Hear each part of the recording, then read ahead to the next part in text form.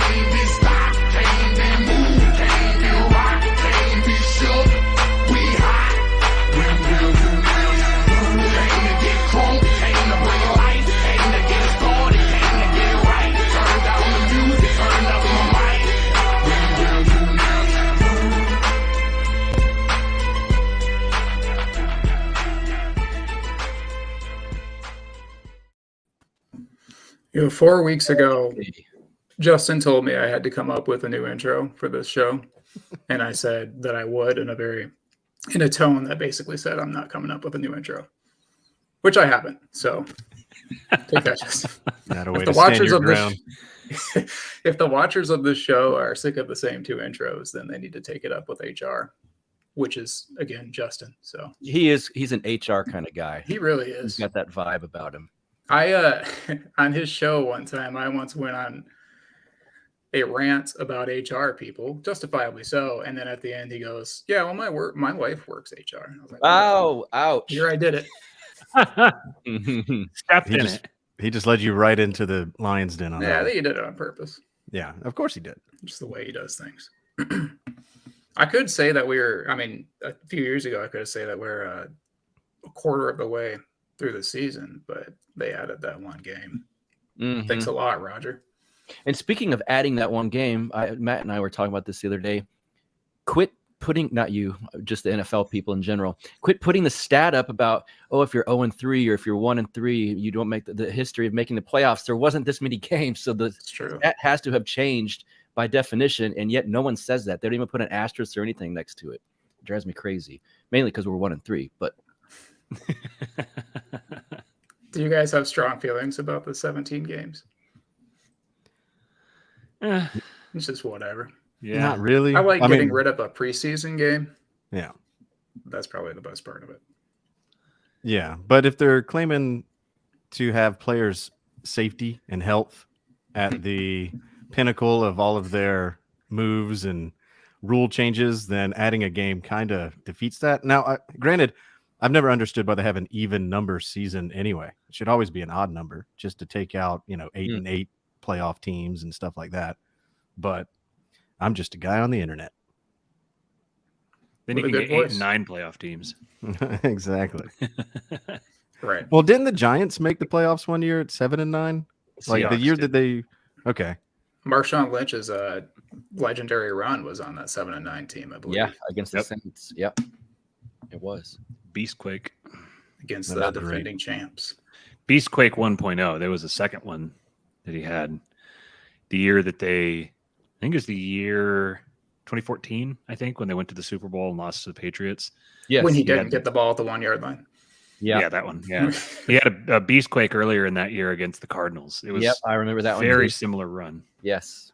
Did he also end it by turning around and grabbing his nuts? Yep. Man, can't beat that. Well, back got some Skittles afterwards. I miss that guy. Me too.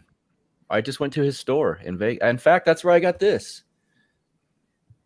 Yeah, I went to Los his, Oakland, hell yeah. Yeah, his sister was working. Every time I go to one of his stores, well, it was in Oakland when I went there. I assumed his family would be working there, which they were, but I didn't think that in Vegas. Sure enough, his sister's working the desk with her son sitting there eating, like he's like 8. And I was asking about Marshawn to her, and the little boy goes, "That's my uncle." In this like fancy Vegas casino mall. Nice. But he supports his whole family, which is really one of the cool things about him. He also never, as far as I know, well, maybe it's changed now, but he never cashed a game check. He was always putting it away for savings and living off Nice. advertisements and stuff like that. Mhm. Yeah, his nephew is immediately going to grow up to be the coolest kid wherever he lives.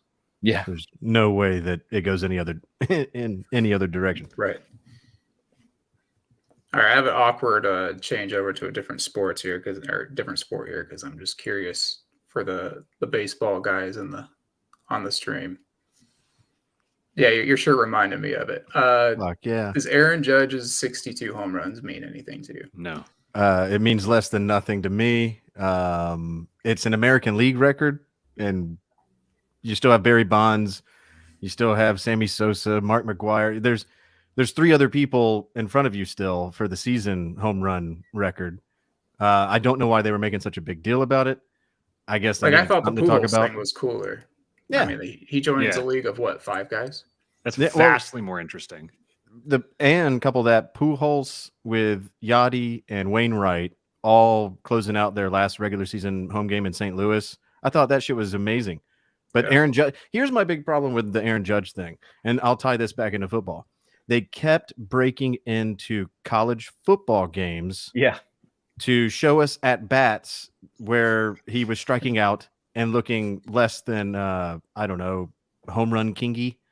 So it's like, I don't know if ESPN's aware, but we live in the land in the time of tablets, devices. 3 TVs. Yeah, if I want to watch it, I'm not incapable of finding it on my own. I don't need you to break my football down into like a little box so that I can see this guy strike out.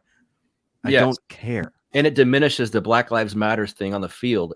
It's harder to read. It squishes it down. It's annoying. It's And Justin, travesty. Justin has a thing I was kind of going to allude to. I don't follow baseball that much, but I do listen to sports radio for football. And one of the guys was mentioning that if you were one of the people that thinks that Barry Bonds and these guys cheated with steroids, that Aaron Judge doing this in a more natural way is more important. I don't have a feeling either. I'm not an anti-steroid guy, so I don't really care either way. But I know there's people out there that think that. That's the I'm dumbest with fucking Matt. thing in the world. I'm with Matt. I All mean, the pitchers were all using steroids too. It's Yeah. like, I don't think steroids should be banned in the first place. I agree. Yeah, same. in fact, I think Yeah. they should be brought back. I think they should be mandatory. Yes. Uh, Now we're talking. I mean, 1997 '98 MLB was some of the funnest shit ever. Watching the home run race between McGwire and Sosa before he bleached himself, it was fucking amazing. It was awesome.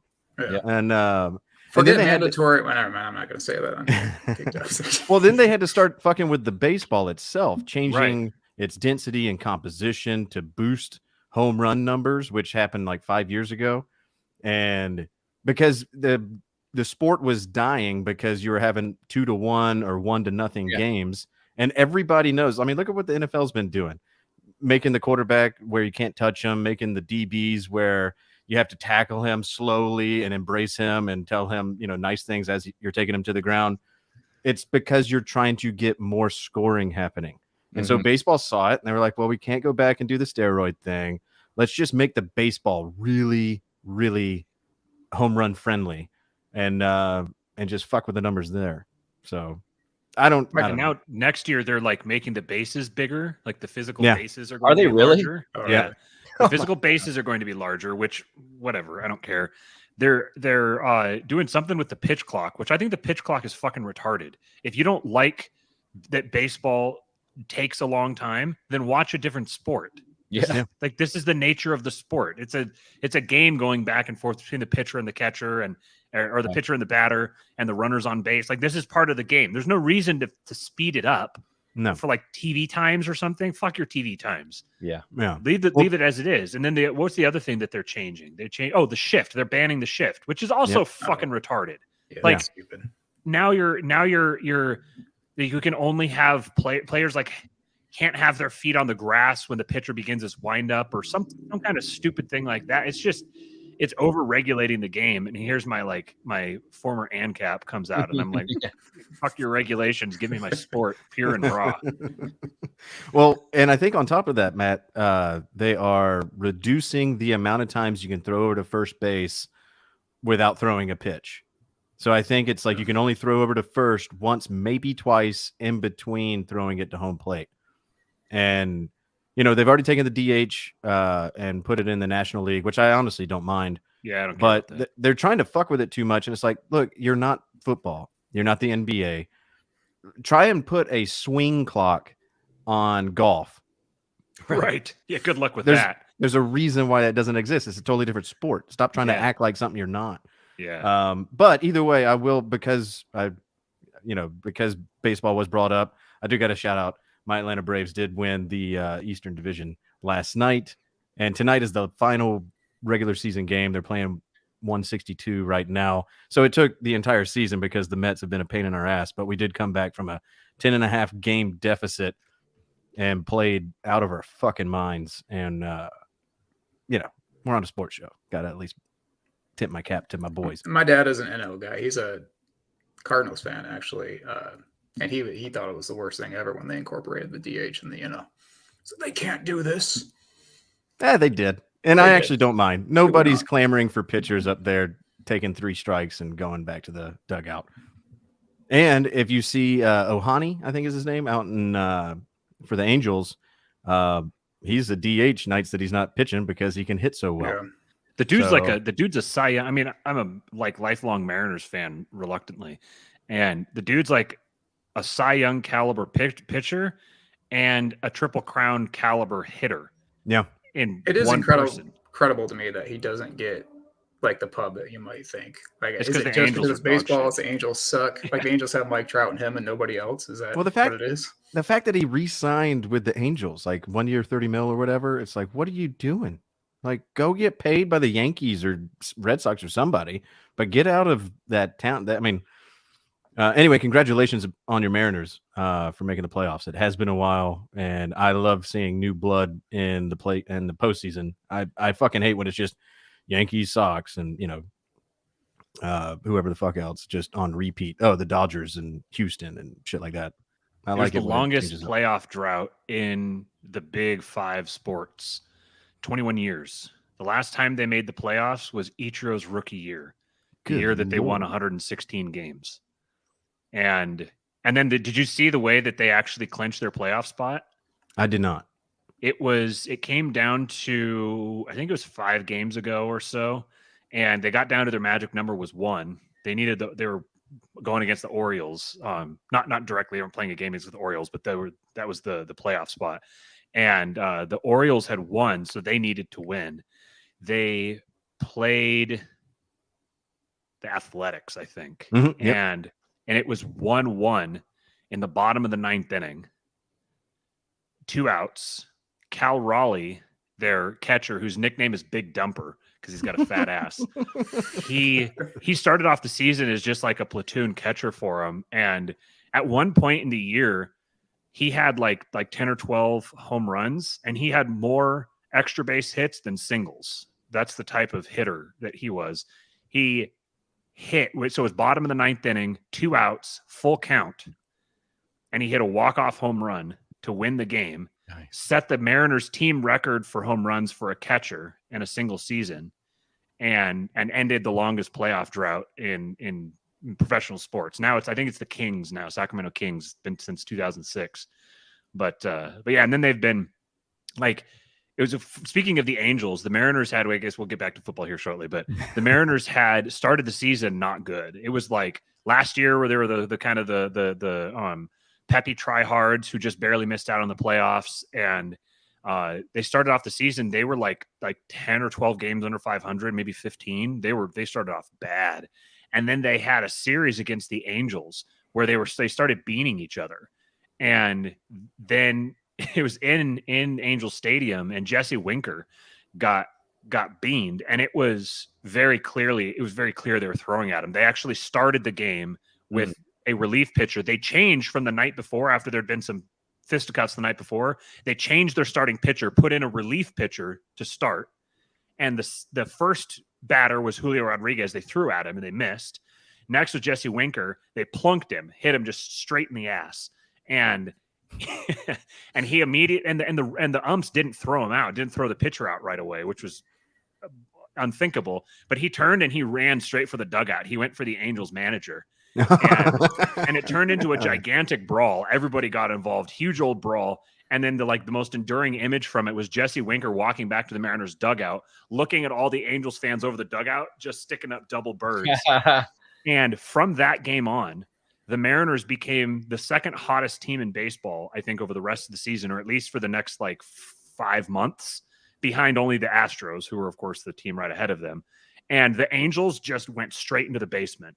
They basically completely traded spots. The Angels just were one of the worst teams in the league after that. And the Mariners went on to be fantastic. It's been a wonderful season and all that. Now they're going to make the playoffs, and they're going to have to go through the Blue Jays and the Astros.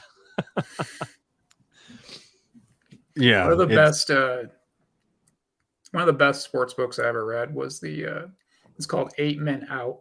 It's a baseball book about the Black Sox. Have you read this? Yeah, when I was 10. Yeah. I'd totally forgotten about that book.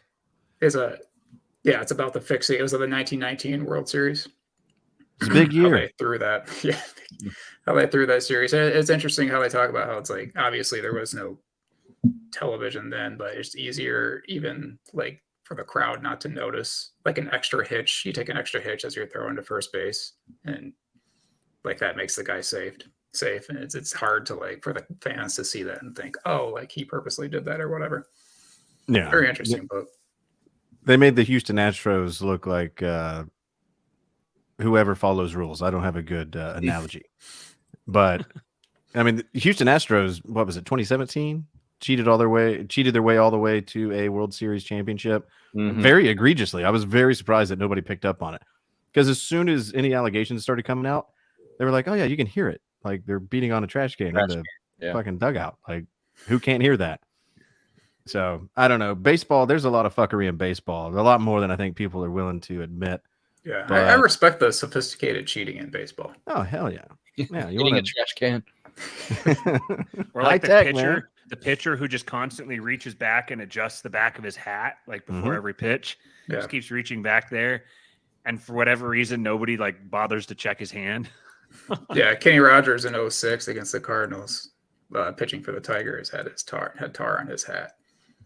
But he had throughout the entire postseason. I remember there was a guy who kept a thumbtack wedged in his glove, so he could pull the thumbtack out and he could scarf up the ball and get extra grip on it. Yeah. Yeah, it never ends. I wonder if there are things like that in football, major football, because college, there's so many teams. I don't know how much it exists there. It probably goes on more in recruiting, but in the Don't NFL. get me started on the sham that was Deflategate. Speaking of balls being deflated, Tom Brady hired divorce attorneys. I saw that. Yeah, the least surprising segue. news. Yeah, the longest divorce of all time. Just get it over with. This should have happened like in the offseason. But yeah, I wonder how much gamesmanship, cheating, stuff like that goes on, because we hear about like they're pumping in crowd noise. They did it here in Atlanta and we got dinged. Deflategate, all these other little one-off things that happen. I wonder if they are actually one-offs or if they are happening right in front of our eyes all the time, but no one's picked up on it yet. I always wonder about that. I think it could be something like that, and it's probably some kind of gray area where the human mind has a wonderful ability to rationalize what you're doing. So I almost wonder if there's things where people think, well, this technically isn't cheating. It's just me gaining an advantage here and there. I bet that has to happen, at least with call signals, studying people's. I mean, if it's not cheating, why wouldn't? If you could study tape of certain. I mean, I know they all do this with their mouth and the game calls, but defensive calls, I would imagine there's got to be some of that. As far as technically advanced as the NFL is with camera angles and things like that, there's got to be. Now, I don't think maybe paying off refs and things of like actual illegal nature. God, I would hope that's not going on. If it is, it's going on against my team. I know that, but I hope it's not, because, oof, that would be bad. But I suspect there's scouts and stuff like that who are watching certain habits of other coaches and certain movements and stuff like that. They almost have to be. So Tho's not here, but there's a lot. This conversation involves his team quite a bit, the Dolphins.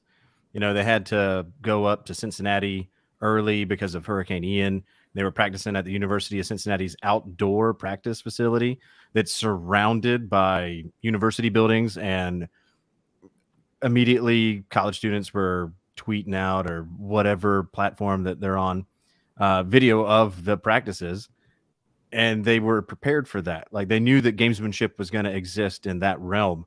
But I'm wondering if, like, has anybody done a background deep dive? Like, where's Monica Perez or somebody on this? I want somebody to look up where the neuro analysis guy, did he graduate from the University of Cincinnati? Was he paid off maybe by the Bengals to say, no, that you hurt your back against Buffalo? That was not a concussion. Just knowing that the first time he takes a ding against the Bengals, it's going to be like knocked out. Yeah. That wasn't just a ding that he got against the Bengals either. No. That was, I haven't been on Twitter at all, so I was going to get wound up about it and then I forgot. But like, that was an incredibly dirty hit. Like, because there's no way that the Bengals defense doesn't go into that game knowing that Tua is one concussion away from potentially being like a vegetable for the rest of his life. So this isn't just like competitive advantage. This is like the guy's career is at risk. And that wasn't just a sack. That wasn't just a hard hit. That was an intentional attempt to smash the guy's head as hard as he could on the ground. I was surprised there was no outrage about it. And I guess that's because everyone's outrage is directed at the Dolphins for letting him play in the first place. Yeah. But just on a human basis, to me, there's no difference between that and like deliberately twisting a guy's leg in the pile and tearing his ACL. Yeah. And probably worse, really, because a guy can recover from an ACL, but there's the legitimate attempt that Tua would be sipping soup for the rest of his life after a concussion like that. So that was just that I don't get disturbed by things very often, but that made my stomach tighten up when I watched the replay of that. That was an awful hit.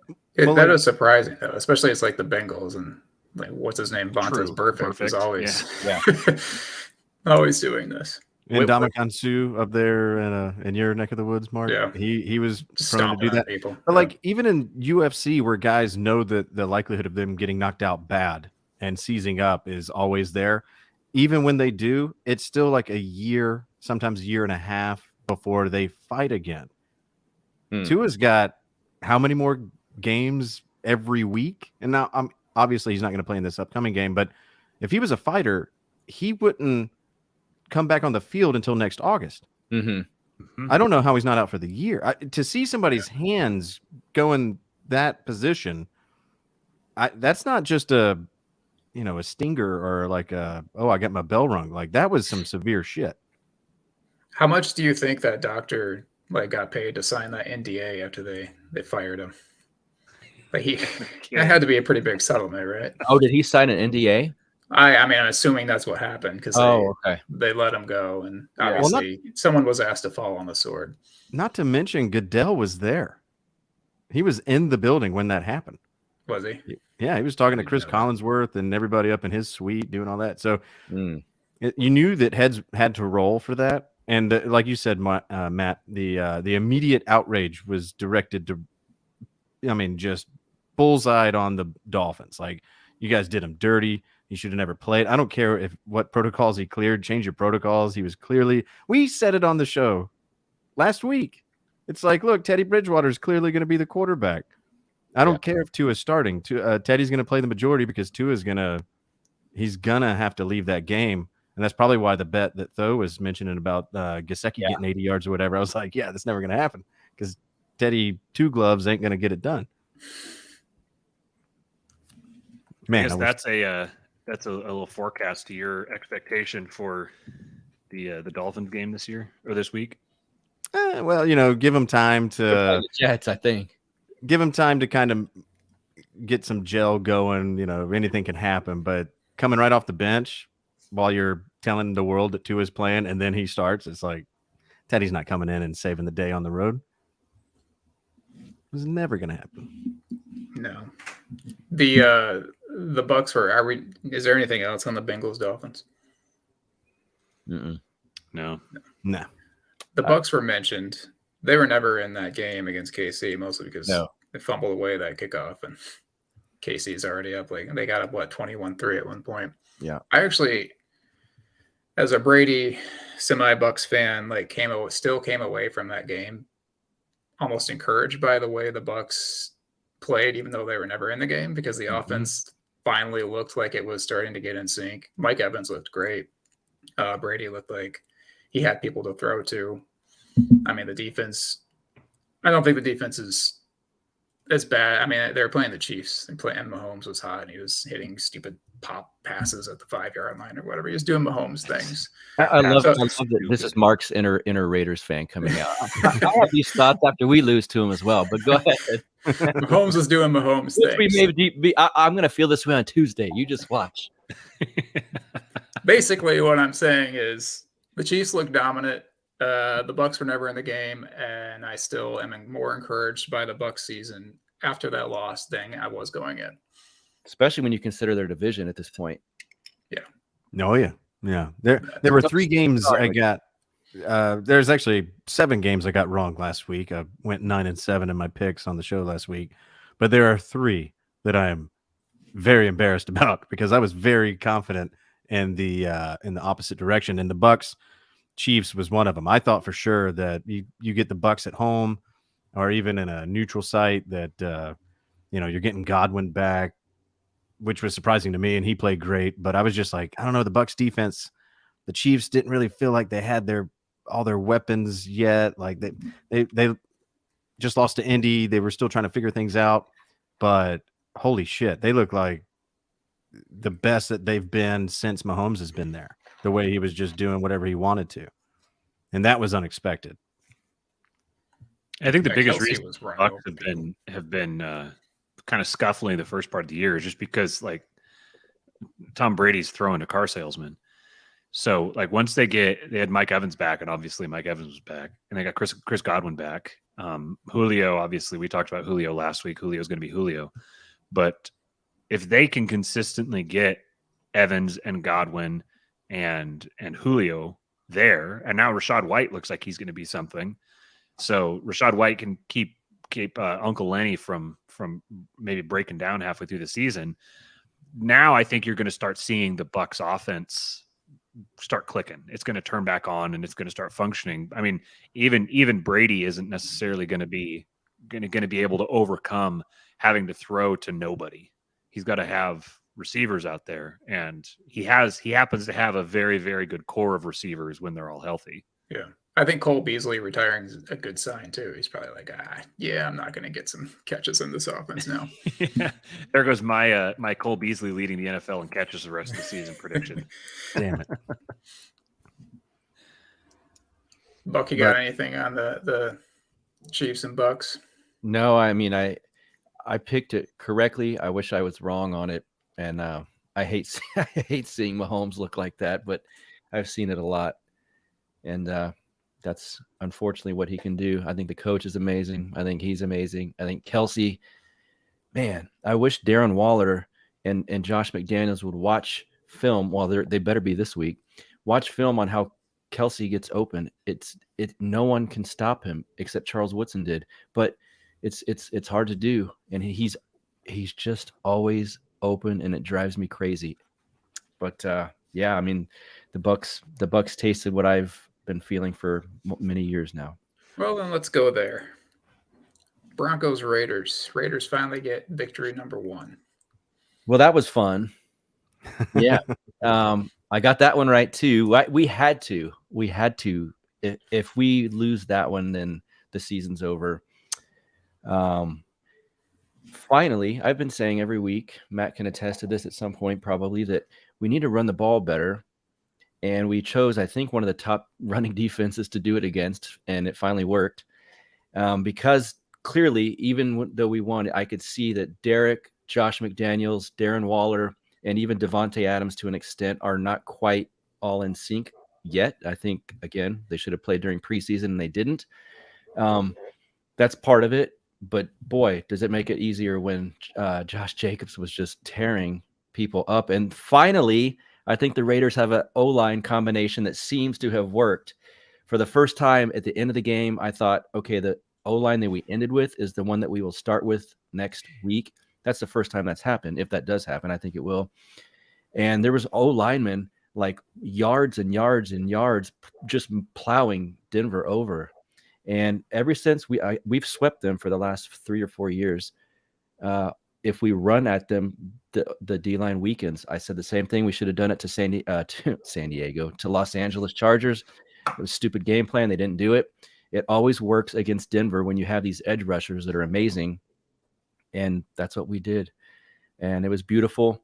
It was about time we got a defensive touchdown. That has been since, I think they said 2017, maybe 19. I can't remember. I should know that.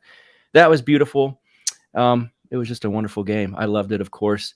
I think Russell Wilson looked okay. That didn't totally surprise me that against our defense now, all of a sudden he's going to look a little bit better. Max Crosby was still a beast, sacked him a few times. I could just go on and on about this game, but I don't want to bore people. It was wonderful. There was too many Denver fans in that audience, but in that crowd, but that's Las Vegas. That's going to happen when teams with wealthy fan bases play in Las Vegas. The fans are going to want to see them. There's a lot of orange. Luckily, they went home silent and they left early, so that's a good thing. I'm done speaking. Oh yeah, Jerry Jeudy, you want to talk shit to one of our backup defensive backs because he's short? I think you learned a lesson. It worked one time. He fell, by the way, also on that play. It's not like Jerry Jeudy completely burned him. Amik Robertson tripped or something on the grass. It is natural grass there. And after that, I'm glad you talked shit, Jerry Jeudy, because he had your number. Even when he wasn't guarding you, it's not basketball. Even when he wasn't covering you, he fucking nailed you on that screen pass too. And he was there to pick up the pick 6 from our old friend from the Chargers, Melvin Gordon. So that was beautiful. How much you want to bet Buck's notes down there? Like when he got to the end, it just says Jerry Jeudy -POS, and he's like, I didn't write any notes on that. I didn't write any notes on that game. That's all. Nice. No, I'm an instant fan of that guy, number 21 on the Raiders. Obviously, I'm a big fan. You know, I got Wilkins 21, Deion Sanders 21. Oh, nice. 21, and it's also the number I wore when I played football. And to see, and I'm also, believe it or not, I'm a tiny guy. I'm not big. I'm not tall like Justin or Matt. So I have a large appreciation for anybody wearing the number 21 that's undersized, making He plays just like has that. the voice. Boom. Like But your voice could very well be like 6'4", but interesting. Continue. well, thank you. But Buck, I got a quick question about the Raiders because I know about Raider Nation. Obviously, we know some teams like the Packers travel, the Cowboys travel, Steelers. Steelers as well. And with the Raiders going from Oakland to LA, back to Oakland, and now to Vegas, when they say Raider Nation, is it similar? Is it in the same vein as the Steelers, Packers, and Cowboys as far as like does Vegas present them an automatic fan base, or are they going to be struggling with home field advantage for some time to come? So the answer is yes to both of those. Vegas was already, that whole area of the West Coast, especially if the demographic leans Hispanic, is already Raider Nation, and LA is closer to get to Vegas, and so all the LA fans either wanted the Raiders in Los Angeles or Vegas rather than Oakland because it's an 8-hour drive, 2-hour flight, hour flight. So that's a long way of saying Vegas, Nevada was full of Raider fans anyway. But to answer the other half of your question, sure. I mean, it's Las Vegas. It's the entertainment capital of the country.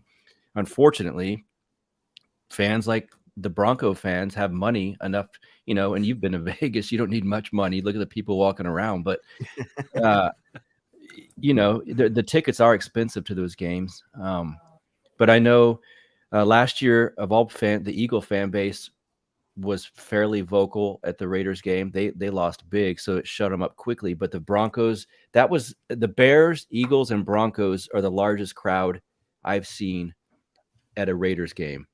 Prior to that in Oakland, it was almost never any fans of the opposing team except Cowboys and Steelers. They would always show up well. Steelers fans were always super cool, fun to talk to and party with. But otherwise, Oakland's not a Cowboys fans, not so much. No. Or Niners. Hey, let me show you this. Oakland's not a destination, and so a lot of and it was in a real bad area. The Coliseum was if you walked off the parking lot into some of the neighborhoods, it was really pretty bad. So I think a lot of teams stayed away. Certainly Bronco fans, they don't want to mess with all that kind of stuff. But yeah, they're going to Broncos fans pretty boys. Yes, they're so white. Yeah, so that's the thing. That's just something we got to deal with Vegas. It kind of sucks, but if we can play better and end up doing what the Golden Knights did, that's pretty lucky that they got in and did that the first year. That builds up the local fan base. But I think with the Raiders, there's so many fans in California that just slide over to Nevada quickly for the games. It's just kind of a natural occurrence. Hell yeah. No, I was always wondering about that. Like, because normally with expansion teams, like when the Panthers came on board in like 93, 94, same thing with the Texans. And, anytime you're trying to like create a fan base, like the Houston Texans, I mean, they had the Oilers before, so they were already there. But like Carolina, you kind of had to manufacture it, I guess, a little bit. I was just wondering, like with an existing team moving, because like how many Rams fans are there legitimately in LA that are less than 30 years old that even know who the hell they are? Right. Not many. Yeah. I mean, Tho mentioned it, I think on our first week, the stupidest decision was for the NFL to not put the Raiders in Los Angeles if you're going to put a team there. That's obviously, when you go there, just when I've been there over the years visiting friends, if it's NFL Sunday and I happen to go to a bar or something, it's almost all Raiders fans. It's still to this day. So, I mean, obviously, I wasn't around for the Plunkett and Madden years, but Marcus Allen and Bo Jackson, that was my childhood. Me too. And there's no way that people in LA aren't gonna be like, yeah, fuck you, Rams, right, Raiders all day. Yeah. So I don't know. That was just always curious to me, because like here in Atlanta, we're a very transient city. When the Cubs come to play the Braves or the Cardinals or right now any football team comes to play the Falcons, we are the minority, and it fucking sucks. And so but the Braves are a national team because of TBS. Now that's waning because you got to be at least 40 years old to even know what TBS is. I just didn't only know if because that of March transition. Madness. That's true, but it's also on True TV and Court TV and This all is this true. other shit. But The Yeah. Chargers games get so crowded with Raiders fans in LA that I think it was last year, maybe the year before, the announcer didn't announce the Chargers players coming out of their tunnel because he knew that they would get booed so bad in their home stadium, so they just didn't do a team announcement. yeah. Now, as the opposing team, when you can pull that off, that is a big dick moment. Yeah. But that's happened for years in San Diego. They called it Oakland South. It was always like that. Because all the LA fans are said, shit, I'll just drive 2 hours down to San Diego and we take that stadium over, even when they were beating us. Nice. The only thing I got on the Raiders, I don't know. The more I watch Derek Carr play, the less I'm convinced by him. I feel that way too at points. And If you had He's starting to give me Carson Wentz vibes. okay, I was thinking of I was thinking of two other guys. So I guess I would put it this way: if you have a choice between Derek Carr, Matt Ryan, Kirk Cousins, like how would you rank those three? Ooh, I'm biased, but I want to hear you guys. I'm a Matt Ryan guy, and I'd put him third in that group. Really? But I'd I'd probably put him have third. Cousins in front of Carr. Okay. And I don't feel good about any three of them at the current moment. But go ahead, Matt. Yeah, I don't feel great about any of the three of them, but I would probably take Carr over Cousins, but it would really just be a push, kind of, and it would depend on whether or not it's a primetime game. This is Because if true. it's a primetime game, then I'll take Carr over Cousins because Cousins shits himself in primetime games. Yeah. You said Wentz. Is Wentz at the bottom or is Wentz Yeah, Wentz is at the bottom? Yeah. Yeah, I thought before last season, I thought that he still had something left, but he's basically, he and Baker Mayfield are essentially two peas in a pod to me at this point. Yeah. I don't know. It's weird because, I mean, the guy was like a legit MVP candidate and then he tore his ACL and he's never been the same. So I don't know if it was a mental thing, like getting hurt. I don't know if coming back and his rehab changed his mechanics somehow. I don't know what the deal is, but he seems mentally slow and his accuracy is all over the place. And it seems like this is his last go. And I wouldn't be surprised to see, what's their new Sam Howell. I wouldn't be surprised to see Sam Howell before too long because Wentz, there's no future with Wentz. Yeah, I would also go Cousins, Carr, and then Ryan. If it's like 5 years ago, I probably would be tempted to not have Ryan at the bottom. Oh yeah, if it was Right 2 years now. ago, I would have Ryan easily ahead of the other two, but he seems to have really He's regressed, yeah. really fallen off a cliff. Yeah. Yeah. But like the thing with Wentz is if you look at the first 2 weeks of this year, you go, where the hell did that come from? And he also had moments like that in Indy last year.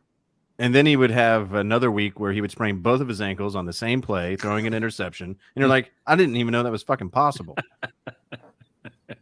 So it's like, even Justin. yeah. And they still gave Wentz the contract, which I mean, it was his second year. So I mean, Wentz goes on Rumspringer too often. I thought that was a one-time deal, but he seems to have a hangover that comes out of nowhere that lasts for far too long for accomplishing nothing. He'll have 2 weeks where he plays out of his fucking mind, and then he'll just take the rest of the year off and be like, yeah, whatever. He knows that he put that tape out there, and so someone's going to pay him for it. Mm-hmm. Yeah. what was your ranking, Buck?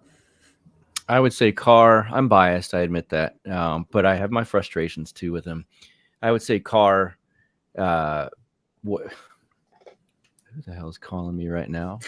During this, I'm my normal podcast. I know put this on Do Not Disturb. I didn't do it. Tell Justin to just send a text. No Jeez. kidding. Where'd we go? Well, shit. Now I gotta find that. Here we are. Okay. Who are the other two, real quick? Sorry. Cousins and Ryan. Yeah. Okay, Carr, Cousins, Ryan. I liked Matt Ryan at some point. Man, when we made the playoffs, when the year Carr broke his leg, 2016, week 2, Matt Ryan came into Oakland and just demolished us, and we were pretty damn good that year. So I still remember that. But now, yeah, not the same. Cousins is.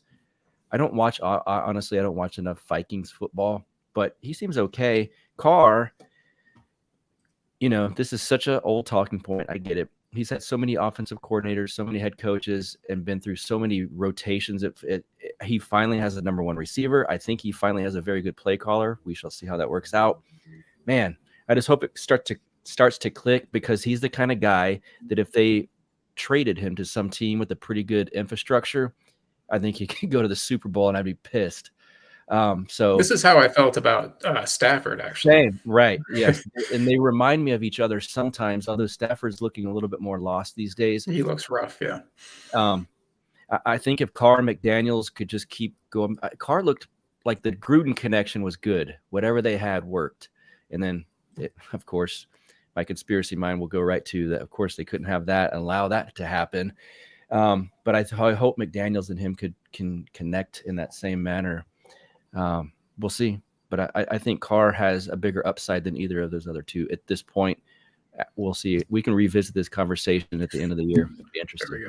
Speaking of conspiracy, and sorry, Mark, I know that you probably have like some level of order to this show, and I'm just like, if I could. Speaking of conspiracy theories, I just thought of one as you said, conspiracy theory mind taking you somewhere. Maybe it's any team that is a year or two removed from the Antonio Brown saga finds themselves in a certain arena that they can't seem to perform, get it done. Look at the Steelers post AB, look at even the Patriots now post AB, even though that was just a cup of coffee, Raiders, and now the Bucks. Brady doesn't look the same. They don't really intimidate people outside of their defense. I know we already broke them down, but I'm just trying to bring up Antonio Brown because even though he's not on the field, he's still making headlines out there. He's still showing his ass and his dick. And I think that he's taking all his clothes off this time. I'd be remiss if we didn't at least acknowledge the fact that AB is still out there making things move. Yeah, don't worry about the order thing. When you saw the photo, did it move? You do have a conspiratorial mind. Yes. Don't worry about the order thing. You've watched our morning show where Justin clearly has an order and I screw it up every morning. So this is just karma against me. Hell yeah. But no, that guy just seems like he can't get out of his own way. Like he's determined to ruin his own life. We talking about Justin or Antonio Brown? Why not both? I think Antonio has actual legitimate mental issues. I agree. Like real ones, not just me saying, "Oh, he's crazy." I think he has something wrong upstairs. He played against the Bengals twice a year back in the Burfict days. So yeah, he did, and Burfict was brutal on him. Yeah, because he didn't start out that way. He came from a small college. Yeah, up here. He kept his nose, his head down. Yeah, and like he didn't make any ripples or anything off the field when he was a Steeler until something clicked and he diva'd the fuck out.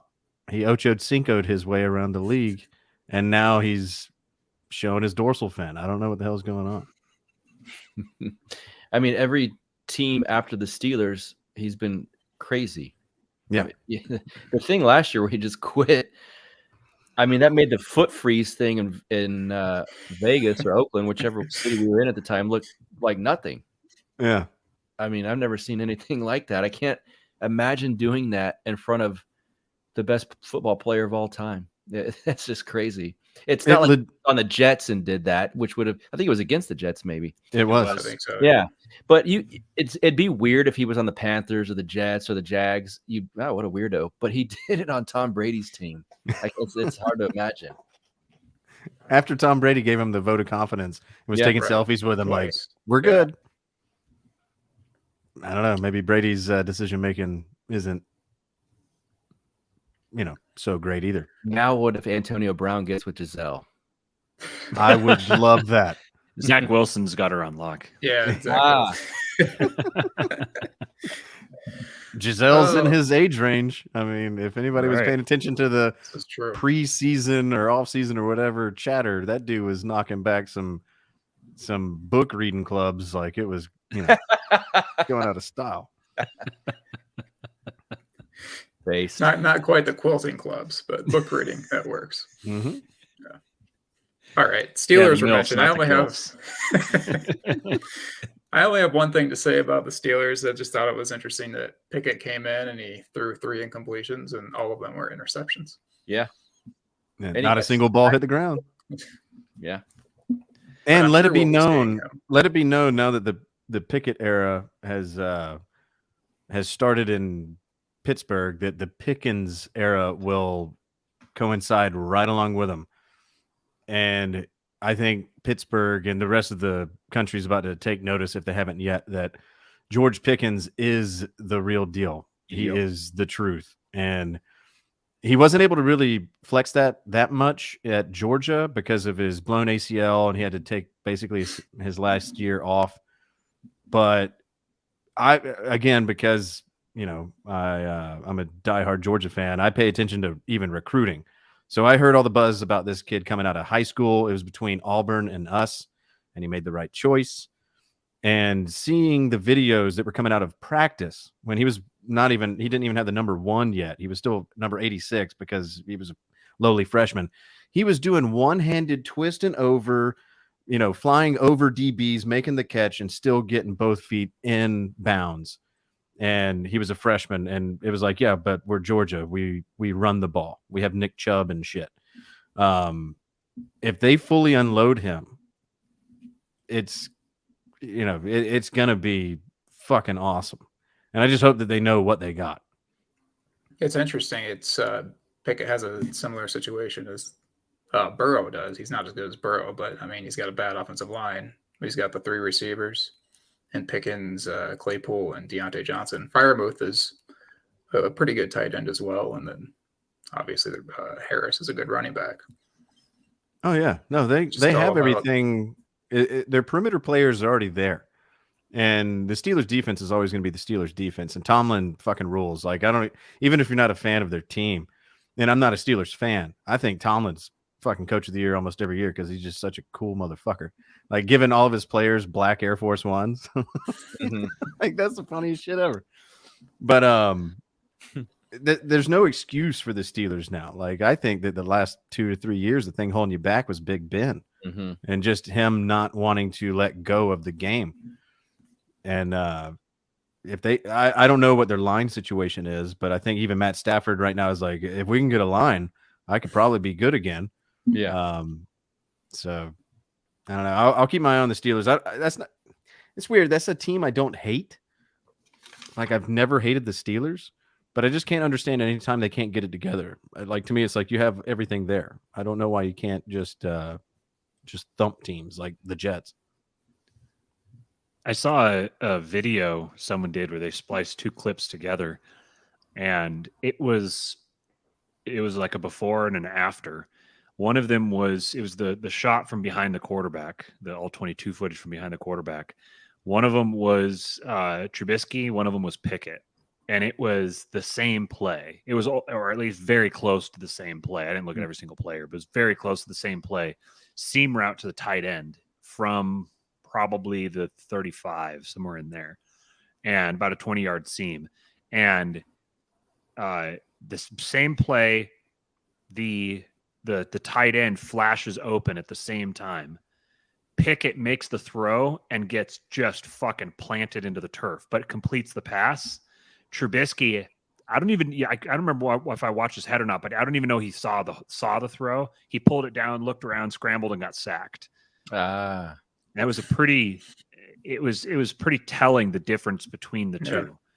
I was never super jazzed about Pickett. I haven't followed college nearly as closely as I used to, so I just saw more clips than anything else. I didn't scout him really in depth, but he struck me as being fine, but I don't see him as the savior necessarily. He has small hands, which is not good for a quarterback. I don't know if you guys have ever seen Russell Wilson's hands. The dude's got like fucking like a a bunch of bananas on the end of his hand. His fingers are just massive.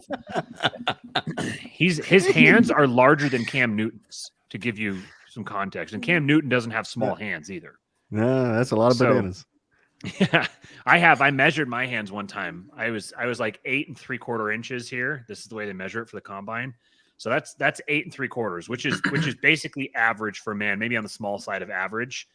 And Russ, his hands I think are 10 3/4. So he's got a full 2 inches on me. His hands are just absolutely ginormous.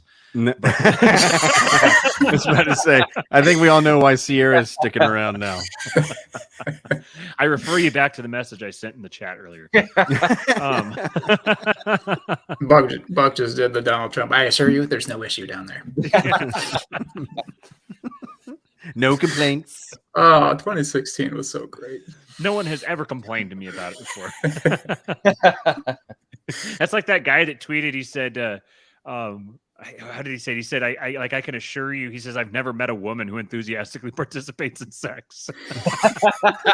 Was that Ben Shapiro? The greatest cell phone in the history of Twitter. Oh, yeah. Anyways, yeah, I think Pickett is probably going to be fine, but I don't think he's. I'd be pleasantly shocked if he was the savior. But Pickens is real shit, man. He had a touchdown against the Seahawks in the preseason that it was a back corner of the end zone. I think it was Kobe Bryant, the Seahawks' new corner who was defending it, and he defended it. Sorry, what's his name? Perfectly. Kobe Bryant. He's named after Kobe. Yeah. Talk about conspiracies. That's how I knew I was old, that now like guys named after Kobe Bryant are drafted and starting in the NFL. Yeah. But I yeah, had a he moment like defended that. it. So go ahead. He defended it perfectly, and it was just, I think Pickett might have thrown it. I don't remember though, but it might have been Mason Rudolph. And it was, the pass was just more perfect, and Pickens' catch was just absolutely next level. Just brought it down to the fingertips and toe tapped both toes right in the very back corner of the end zone. It was one of those that the ball's coming in. I'm like, yeah, they're not going to catch that. That's just overthrown, thrown away. And he caught it, and then was able to pull it in. And I was like, okay, I need to go back and pay more attention to this guy, because I was like, he's just some receiver, which I should know well enough by now that if the Steelers are drafting a guy in where they draft him, 2nd, 3rd round. He was a little delayed because of his ACL injury, and he didn't have much tape his final year. I think it was 4th. It was later. He's first round talent, but it was just they were unsure of his knee. 2nd round. Okay. Yeah. Either way, like if the Steelers are drafting a guy, then I need to pay attention to him, because of drafting a wide receiver specifically. I need to pay attention to him because the Steelers know how to draft their wide receivers. The last wide receiver they drafted from Georgia was Hines Ward. Just saying. That one worked. That one worked, yeah. It was a loaded receiver class. You had the two clowns from Ohio State, Pickens. We'll transition to the Lions because they drafted the Alabama guy, and for some reason I can't remember his name. He hasn't played Jameson yet. Williams. Yeah, I think he's going to be good. But the Lions offense already looks really good. Okay, real quick. Who the fuck would have thought, out of the entire roster of games, Bengals, Dolphins, Chiefs, Bucks, Rams, 49ers, that the most points scored last week No shit. would have been Seahawks and fucking Lions? Yeah. Matt thought God damn it, Matt. So you referenced that site, Matt. Like the Lions have to have like a top 5 offense and a bottom 5 defense. Oh yeah, let me check. They're in offensive DVOA, they're 7th. Okay. And defensive DVOA, they're 32nd.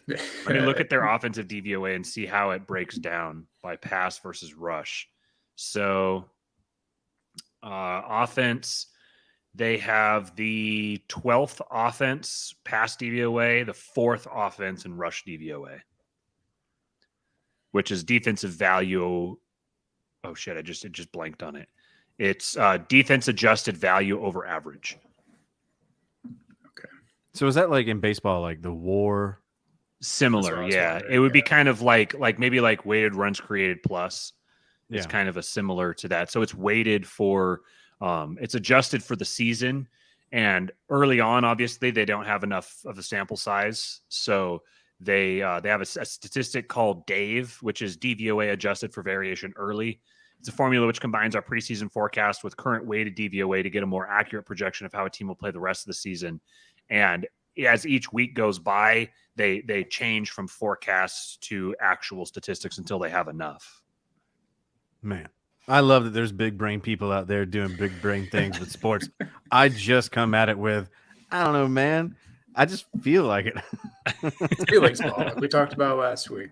Yeah. So God intended for Sundays to be nap days, but I'm a little pissed off at myself for falling asleep. Break the in middle nap, of that Mark. game. Break it.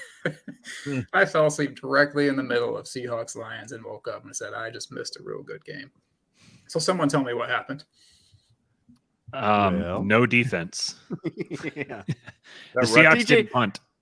Yeah. The Detroit Lions tight end broke every record ever existed for tight ends in the Midwest. And and I picked the Lions to win, knowing that Amon-Ra, St. Brown, and DeAndre Swift were out. I didn't anticipate that Shark would also be out, and that like it was going to be Geno Smith's coming out party to just show, his dick to the entire world. I thought that was Antonio Brown's job. I don't know. I didn't see what happened coming at all. The Seahawks offense is seemingly legit. They're, for what it's worth, the Seahawks offensive DVOA is third in the league, and defensive DVOA is 31st. So they're actually even more of a dichotomy than the Lions are.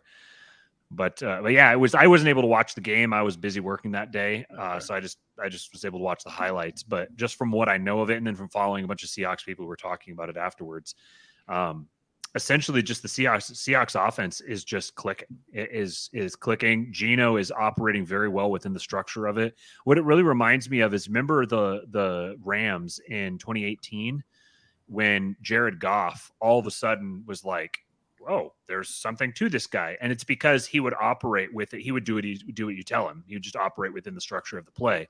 And he's accurate. He gets the ball out quick, and he's smart. And those are the qualities that Geno has, essentially.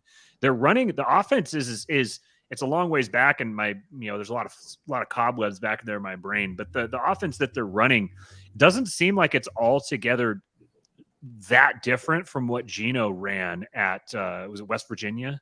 Mm-hmm. When he had Tavon Austin and I can't remember who else he was throwing to, but there was a game there where he threw for like 600 yards and 8 touchdowns. Yeah, they put up 70 against Clemson in a bowl game. Yeah. So Geno was pretty legit in college. It was more of a kind of a spread offense, and that wasn't completely in vogue in the NFL just yet, which is why he wasn't drafted higher. But now the offense that he's running, Shane Waldron's offense is very well crafted, and he's got a ton of talent around him. He's throwing to DK Metcalf and Tyler Lockett, and Rashad Penny is a good running back. And then the offensive line has been very good. The 2 tackles that they drafted have basically both hit and been fantastic. And then the biggest thing is they were going up against the Lions defense, which is it is absolutely atrocious, and it makes for fantastic fantasy outcomes. It's the fantasy carnival, as shout out Al Smizzle on YouTube.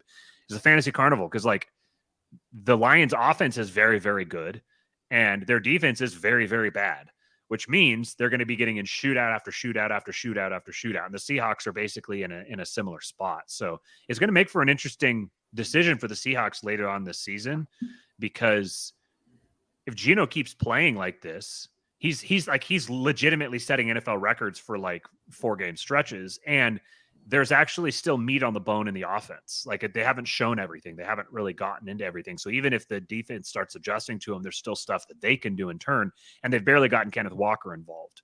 So, and George Fant there's Noah Fant has done basically nothing as well.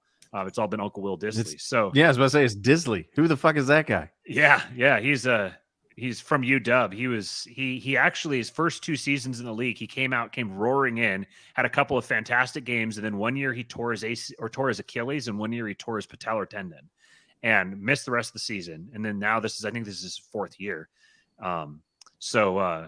Yeah, it'll be very interesting because like Geno is, I think he's 30, 31, and he hasn't, like, if you look at the course of his career, he hasn't really gotten a genuine shot because he came in with the Jets, which were just an absolute tire fire of an organization.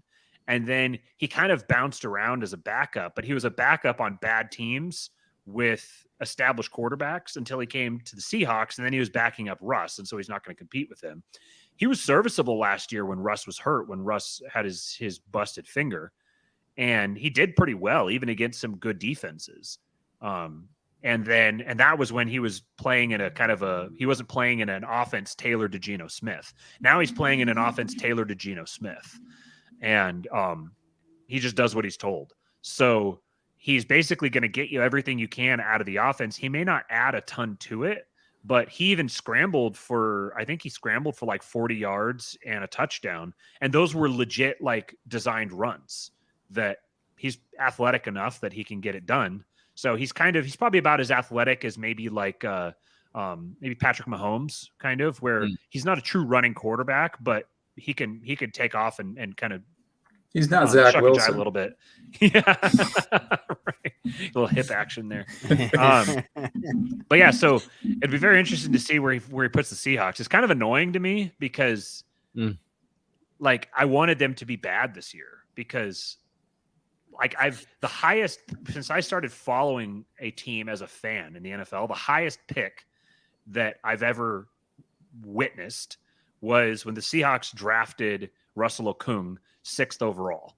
That's the highest pick so it's the top of the draft has never even been of interest. It's always like, whatever, some other teams are going to draft those guys. Like, I want my turn. I want to be interested in the top 5 picks.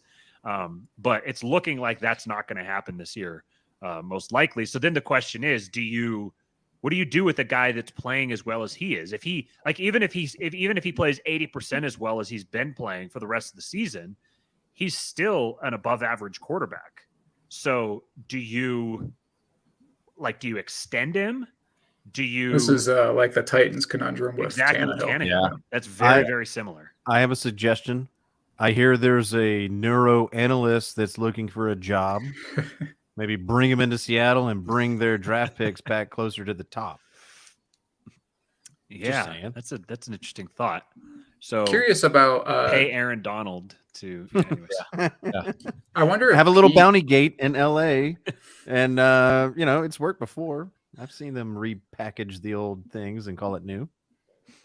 When Russ first got to Seattle, like Pete's actually, I think, a pretty conservative guy, right? Like, it's in his nature to, I mean, obviously he's not calling the plays, but to have a more simplified conservative game plan.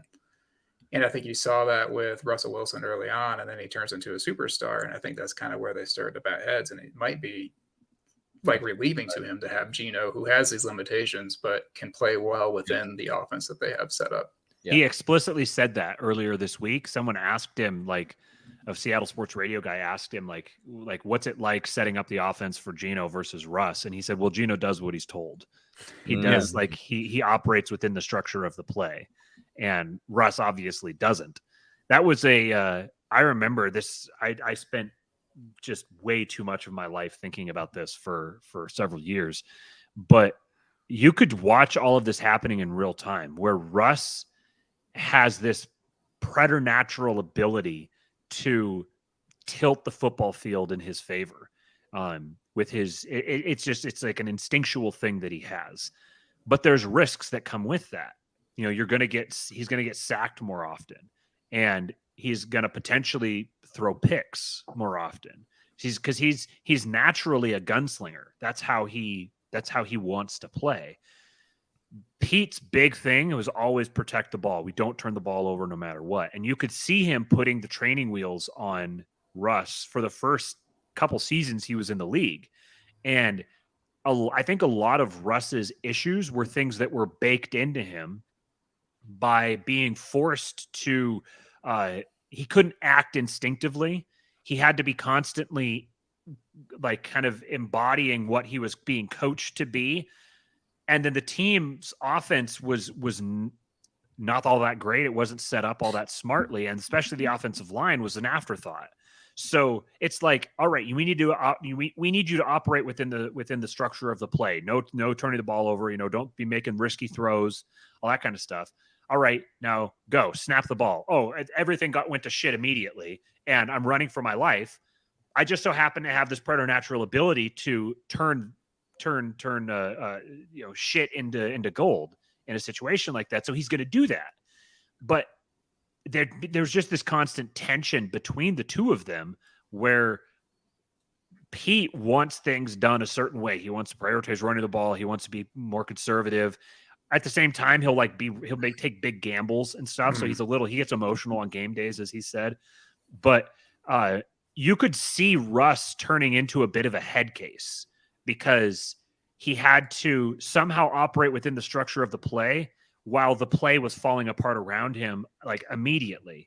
And then he had multiple years in a row where he was taking just massive hits and got injured and was playing through injuries and started getting really jumpy and skittish in the pocket. And then the Seahawks finally decided, okay, we need to invest in the offensive line. And they spent a couple of years trying to get that figured out. And then he had his peak right after that, his peak so far, where he was legitimately an MVP candidate. Mm-hmm. And 2019 was the year where all of this was coming together. You had the let Russ cook thing that was trending. A friend of mine was the one who coined that, who got that into the lexicon, and it finally got picked up. And did he trademark it? I don't know if he did. I hope he fucking did. I don't think so. It would be difficult to trademark because by the time it took off, it was you could see everything was great. And then they had 2 games in a row. They had one against the Rams and one against the Bills. It was like week 9 and week 10 of the season or something like that. And the Rams have always had the Seahawks number since Pete Carroll's been there. Sean McVay has always had Pete Carroll's number. And then the Bills were first becoming a really good defense at that point. And I think they turned the ball over like 5 times in 2 games. And I can't remember if they lost both games or what, but like it all of a sudden, like they've been steaming. They were the best offense in the league, steaming along. They hit a bump. And you could watch in real time as Pete Carroll went, fuck that, throw all of this out. We're battening down the hatches and we're going back to basics. And for the rest of the season, the offense had a completely different feel. Everything had gone much more conservative, lots of run, pass, run on first down, run on second down, pass on third down, which means that every time your quarterback's dropping back to pass, he's dropping back to pass in an obvious passing situation with a long down and distance. Yeah. And it just, everything started compounding. And that's what led into the 2020 and then 2021 season. And Russ, maybe it was 2021 season, I think. And then obviously then Russ gets hurt and everything just went to shit from there. So like I've said before, I could go on about this kind of stuff forever. This is I spent way too much of my life thinking about this, but I think that it's really rich to me watching the Seahawks, especially Pete Carroll, kind of subtly talking shit about Russ behind his back since then, because I don't think there's another human being on the planet who's more responsible for Russell Wilson's development than Pete Carroll. And so if Russell Wilson developed bad habits, there's one person who could be responsible for that, and that's Pete Carroll. So, anyways. That's interesting analysis, especially after having watched this Broncos team closely this last week. I feel like it's the same thing happening to him there, because I don't know if Nathaniel Hackett doesn't have faith or what his deal is, or because he's a new coach. I don't get that part of the coaching aspect of it, but I kept thinking, you have Russell Wilson. I hope you don't throw on first down, but why aren't you? And it was run, and all of a sudden our defensive line just had their number, and it's like they could tell what they didn't want to do on offense. And so that made it easier for us all of a sudden. And it was interesting to watch that. And it just felt like you just said with Pete Carroll, Hackett is trying to constrict Russell Wilson and doesn't realize the talent that he's got. So he's kind of putting handcuffs on him and screen plays, dump offs, and running. And there's nothing like spectacular. The one play where he was going to roll out, no one blocked Max Crosby. So it was a poor play design, and Crosby just went right at him the same way I was watching the Chargers did to Houston. It was just a terrible play design, and you don't block the one guy that you have to block. And so now I was afraid, for Russell Wilson's sake, I'm not a Broncos fan, but I thought, here he goes rolling him out bootlegging, which is what his strength is, and he gets nailed and sacked because the play design didn't block Max Crosby. So it was a whole conundrum. I think they got a lot of issues between, I don't know what's going on with Hackett and Russell Wilson, but they're constricting him, in my opinion. So there's, real quick, I just want to jump in before I lose this thought. There's interesting things happening as you guys are speaking. I'm wondering with the combination of no. Oh, okay. I'm not that guy. Okay. With a new unproven coach that doesn't have any faith in his coaching ability yet. I mean, there's no track record. With a quarterback that's been in the league as long as he has been, with the success level that he's reached and the ego that he clearly has. By the way, that's got to be the most annoying type of ego. The one that is just like super confident, but also like overtly, like overly nice to you just to make sure that you don't hate him. And it's like, just fuck all of you, dude. But in a different universe, like 2003 Atlanta, because I can only use things that I saw up close and try to like, use that to explain away other things I don't understand. And so like in Atlanta with Michael Vick, who was the first big premier running quarterback. Yeah, sure. You had Randall Cunningham and, some others before, but he was the first wave of what we now see as the norm. With Jim Mora Jr., who was a new coach who didn't know what the fuck he was doing and didn't have any level of reins over the team. He just let Vic do whatever he wanted. No, hey, it kind of reminds me of what's going on in Arizona. It's like, you don't have to study the playbook. Yeah. Like, why would you? Yes. As soon as the play breaks down, you're just going to do your own thing. Anytime you have a coach that has no self-assuredness, no belief in himself, no track record, that's kind of like, well, I got the quarterback that can make it happen. I wonder if what we're seeing in Denver right now is what Pete Carroll was preventing from happening in Seattle while Russell was there, because he was the stopgap from Russell running the show. And now you're seeing what it looks like when Russell is running the show. And even though Russell's probably not out slaughtering dogs in Wyoming or, whatever, I wonder if there's still enough negativity that is like going to have to be figured out behind the scenes between Hackett and Wilson to get him to get his ego throttled down so that he can maybe not try to be the guy that everybody thinks he, cooking and all this other shit. It looked to me like they were not allowing him to do that. I was scared that this would be and it was if you just compare the numbers to his previous weeks, it was a quote unquote breakout game. I was scared that it would be worse for us. I just kept thinking, it's Russell Wilson, let him do what he wants. And it felt like they weren't letting him do what he wants. Matt studied him much longer than I have, but put it this way, I thought this was a stupid call by McDaniels. We did an onside kick in the middle of the second quarter, because clearly the Raiders weren't scared of, if we don't get it, who cares? It's just Russell Wilson and the Denver Broncos offense. We would never do that to the Chiefs. God, I hope not. But I still thought, why'd you do that? It is Russell Wilson, and they didn't score. So it's too bad he's a division rival, because, Andy Reid is the guy who has perfected his relationship with Patrick Mahomes, right? Like Mahomes is a guy that runs around and he gets a little wild and erratic at times, but Reid is able to reel him in.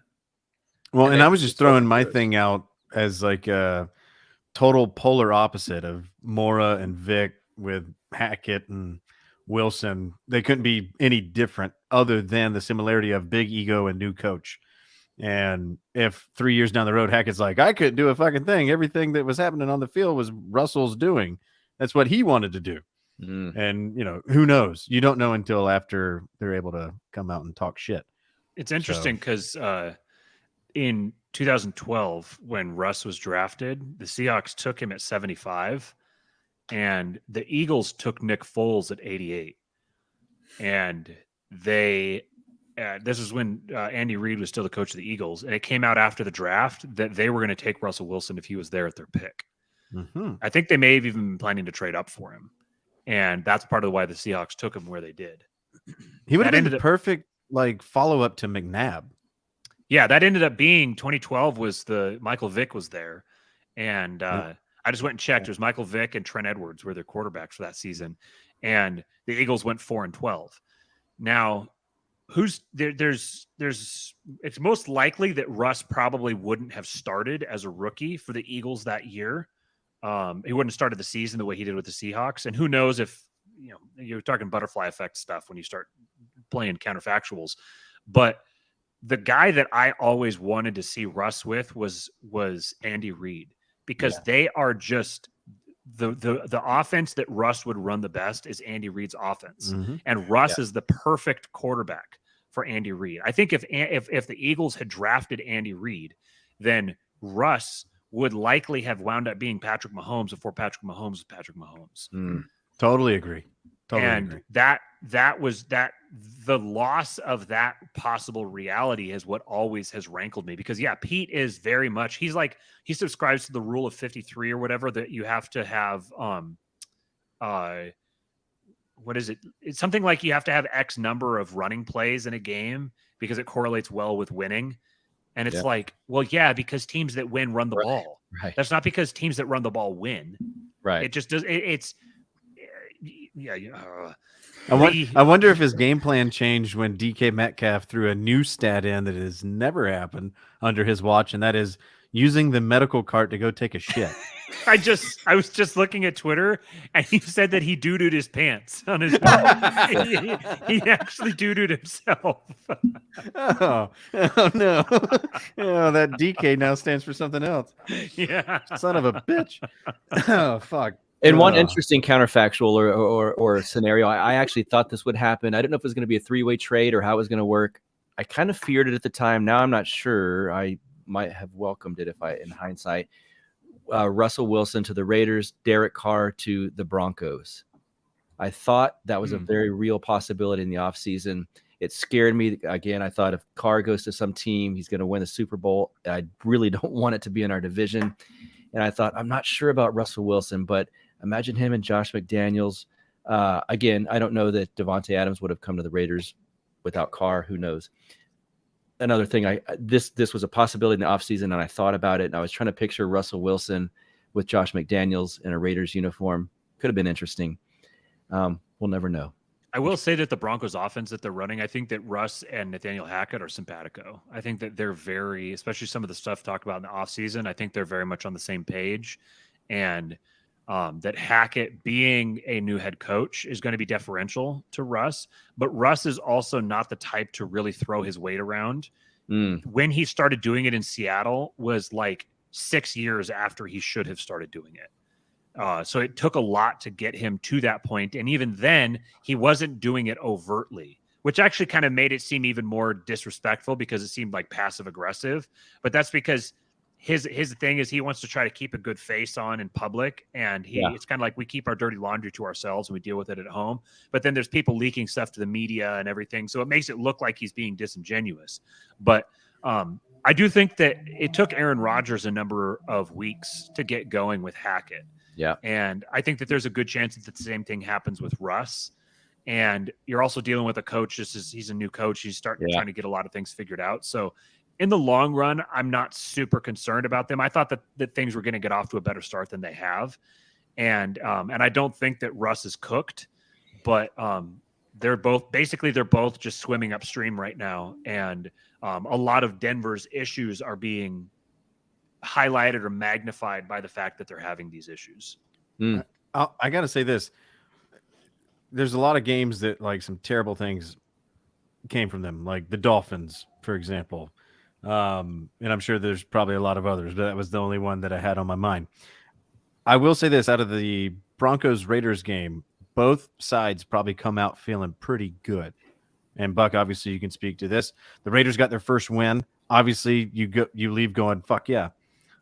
I think the Broncos fans also left going, fuck yeah. Yeah. Russ got 3 touchdowns. He ran for 1, threw for 2. got both receivers in the game. Like, I think that not to be super gay, but I think that if you're going to find the most positive, feeling coming out of a game, both fan bases left going, hey, that wasn't so shabby. Conversely, I think that you got, the Patriots, they lost their second string quarterback now. Yeah. Who was that playing? Winky or something like this? Zappy. He's about to throw for 400 yards against the Lions. Yeah, he's about to blow up and make everybody go, why the fuck did we have Mike Jones doing the shit? Browns at Falcons, like, I was right and I didn't want to be because they're the freaking Browns, but the Falcons beat them and we lost our best player, Cordero Patterson, for at least 4 weeks. There's so many other games where people came out going, like the Jags and Eagles. That was just such a shit show. And the Ravens and Bills, like, I don't know if anybody comes out feeling super good about that, because the Bills are, I think, at the point now where they're expecting their team to just demolish people. And that's 2 weeks in a row, losing one and not demolishing the Ravens, but coming out with a win. And the Ravens being like, shit, Bateman's now injured. We could have gone for a field goal, but we went for it. So, like, there's times even when your team wins that you feel bad. That I think that the the Broncos Raiders is the only game, all maybe outside of the Detroit and Seattle, where both teams left going, hell yeah. With the exception of the Broncos losing that they have a young running back. He's ACL and like a PCL, and he is done skis. But I actually thought, had we not scored that, had my old friend Melvin Gordon III not fumbled right into Amik Robertson's arm, it would have possibly been a different outcome. And that's something we don't always do, is have a defensive score. I thought I thought, I knew Russell Wilson would do better against us than other teams, but we won. I think the fans feeling really quick. Both kickers back-to-back missed an extra point. Daniel Carlson's the best kicker in the league and hasn't ever missed a field goal in Raiders Stadium. He misses an extra point. I'm a Raiders fan. Here we go. God damn it. That's going to come back to bite us. They scored a touchdown, and their guy, who's actually pretty good too, missed an extra point. Little trivia that most people won't realize happened during the game, but that's something that made a big deal, made a difference. It could have been, I think the fans feeling the worst after a game this week are the Rams fans.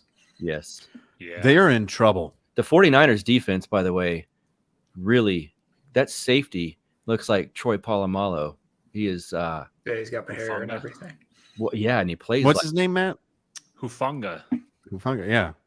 That dude. I don't remember what his first name is, but yeah, he's a rookie. Just like George Pickens. That dude is the truth. Like, don't go into his area.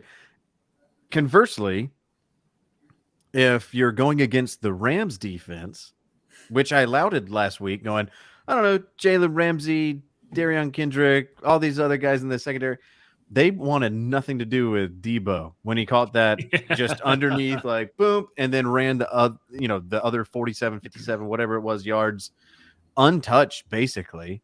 Like, what the fuck was that? Except for when he trucked Jalen Ramsey.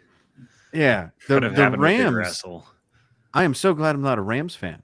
They are in serious. They don't have an O-line, and they don't have a defense that seems like they want to show up. And I don't know what the fuck that is. But they have. Maybe they're just like, well, we did it. We won the Super Bowl, so why even? But you can't. But these guys don't operate like that. It's not we won last year, so why do I care about this year? Yeah. I don't know what the hell's going on with them. I wonder if they make the playoffs at this point. At the rate they're going, they won't. Yeah. I mean, the Cardinals will end up lucking up, and Kyler Murray will run the football like this to 3 touchdowns against them and find a way to win when they have no reason to. By the way, I'm just going to take this moment to get on my soapbox. I hate Kyler Murray. I hate the way he plays football. Me too. Thank you. Fucking hate it. Too. I don't know why. It's and Mark, you might know, it might be in our Twitter group chat or something where it's like somebody said Kyler Murray looks like a toddler that just stole your phone. Stole his And parents' that's the phone, way he's running that- away with it. Yeah, No. that's the JT the Brick that hosts Raiders Radio in the afternoon said that exact same thing. Kyler Murray, he said, which is true. I was there. He took 20 seconds on a play and scored against us. I think on that 2-point conversion, maybe. But Yeah. he said he looked like a toddler that stole a phone at a Christmas party, and none of the adults can catch him. I thought he made that up. I thought that was clever. well, he might have been the one that coined it, but either way, the internet, is always They took it. undefeated. Okay. They find something, and much like Kyler Murray, they take it and then run around like mad with it. And I see it, and we retweet it, and now here we are talking about it 2 weeks later. It's the most bizarre style of play I've ever seen. It's like what Baker Mayfield, I think, wants to do, Yes. but he just Yes. can't do. He's, And Kyler Murray, this is a bad only joke, but knows how Baker to do Mayfield it. is the Down syndrome kid that does it. Yes. Mark, that's retarded. But I was watching that his Kyler Murray was on the right. I have a couple of TVs going across the wall, and I had the Raiders on the main one, and I think it was Kyler. I think that was the same time slot, and Kyler Murray was on the right TV. And my parents were here, and he kept going, "Look at Kyler Murray over here. Look at this guy throw this football." I'm like, "Dad, the Raiders are beating the Broncos. Would you shut up about Kyler Murray? I don't care about this guy, and I don't care about the Cardinals. Look at him look at him. Here he goes. He goes running again. I can't stand Kyler Murray. Stop." no. All right, battle of the Oklahoma Sooners quarterbacks, Kyler versus Hurts this week. Hurts. Easy. Taking the Eagles. Yeah. Let me see what the I like that spread is. transition into the picks. That was good, Mark. I try. Eagles by 5. I'll take Eagles to win and cover. Same. I mean, Colts, there's no way you're rooting Broncos. against the Eagles right now. Ooh, this will be an interesting one. I'm going to go last on this. I already got my pick. I'm not cheating. This one's Denver by 3, and it's in Denver. It is. Yeah, in Denver. Everyone looking at me. Go ahead. I'm gonna go Colts. You're the one Go talking. ahead. I'm the one looking. Let Matt pick.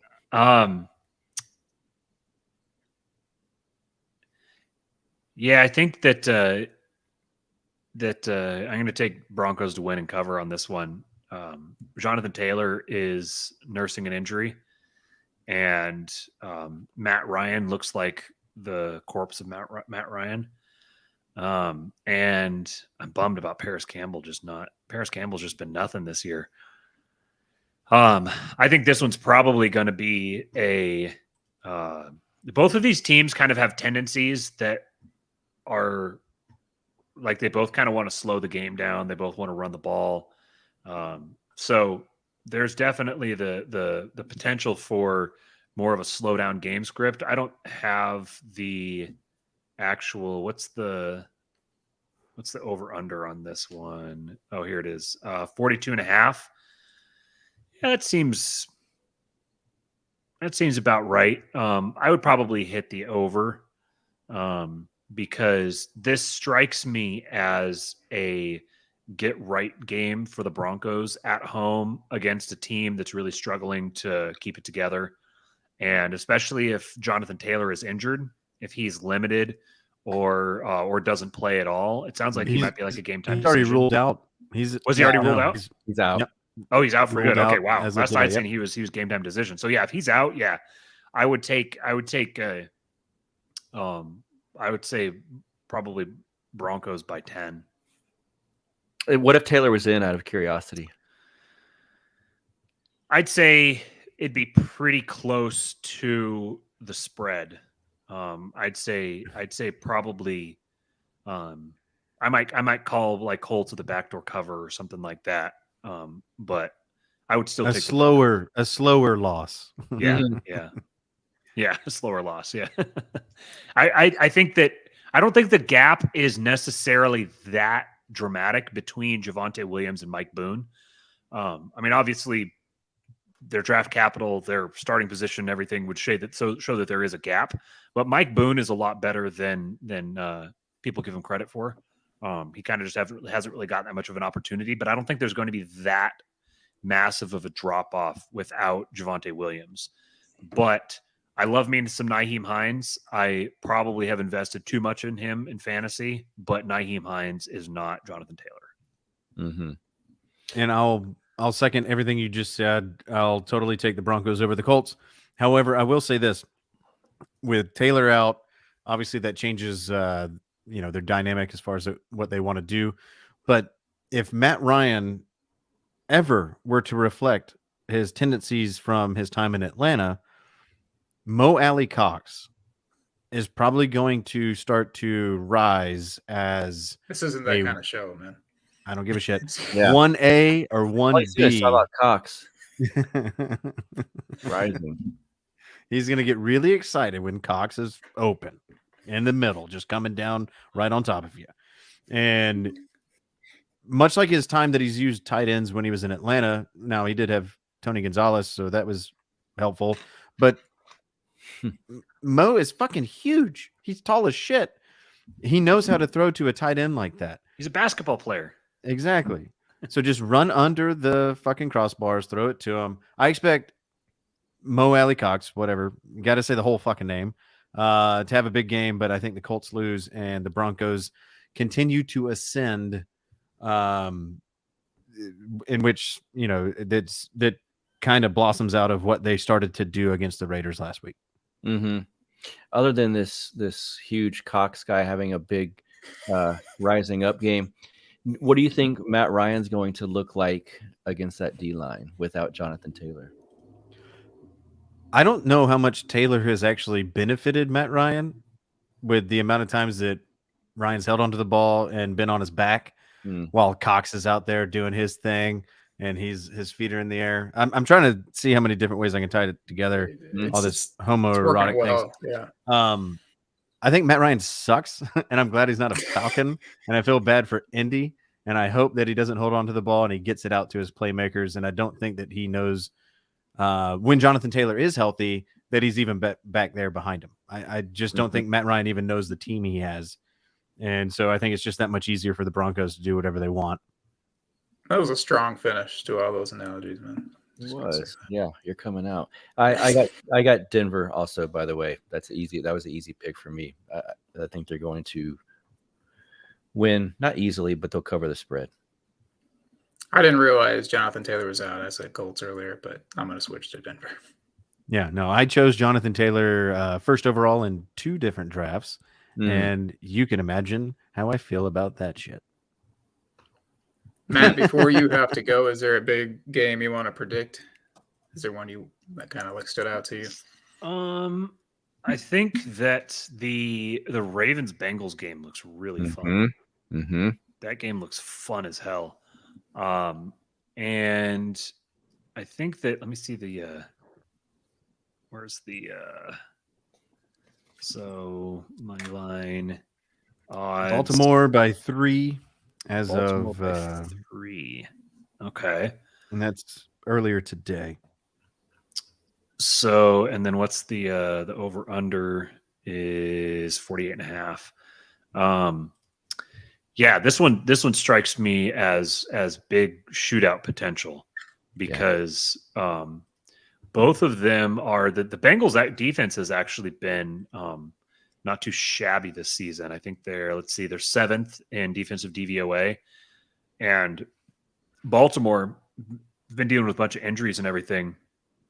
But excuse me, Baltimore 17th in defensive DVOA, but you've got the number 8 offense in Baltimore going up again. Oh no, wait, wrong one. I looked at the number 1 offense in Baltimore going up against so far the number 27 offense in Cincinnati.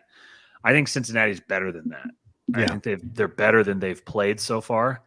So this strikes me. Let me see what their past schedule has been. Cincinnati's past schedule, 14th in the league. Future schedule is 1st in the league. Whew. Is that good? Yeah, not for Cincinnati. This strikes me as a division.